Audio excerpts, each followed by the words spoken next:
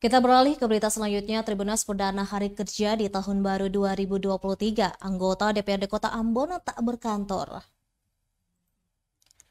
Perdana hari kerja tahun baru 2023 tak ada anggota DPRD Kota Ambon yang berkantor Senin 2 Januari 2023. Pantauan tribunambon.com di lokasi pukul 2 siang hari, Baileo Rakyat belakang Soya itu sunyi tak berpenghuni. Dari 35 anggota DPRD yang terlihat berkantor hanyalah Wakil Ketua DPRD Kota Ambon Rustam Latopono. Keberadaannya di situ pun tak berlangsung lama.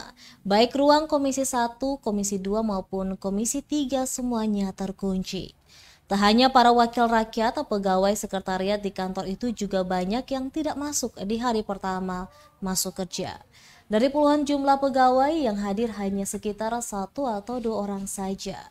Di halaman kantor hanya ada 2 unit mobil yang terparkir di area parkiran.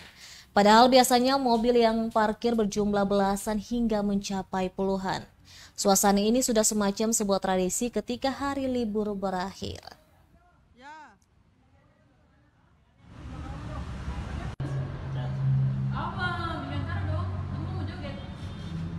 Masa siang acara, abang? Kita kan mau joget.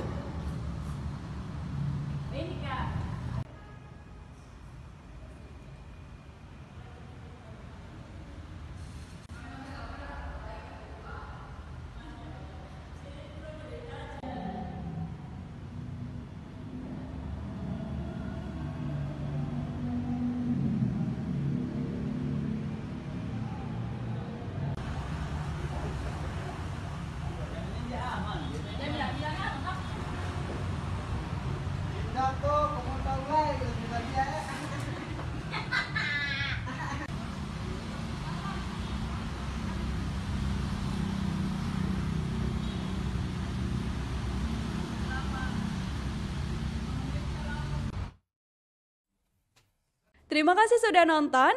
Jangan lupa like, subscribe, dan share ya.